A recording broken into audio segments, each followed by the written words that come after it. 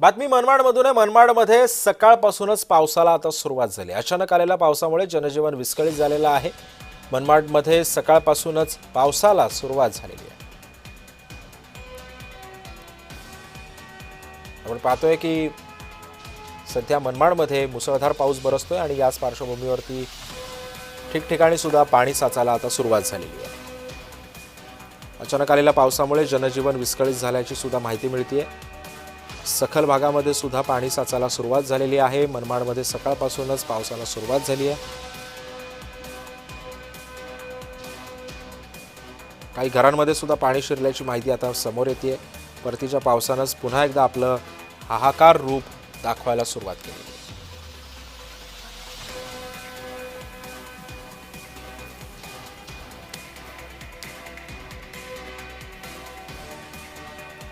मनमाडमध्ये सकाळपासूनच पावसाच्या संततधार आता सुरू झालेल्या आहेत।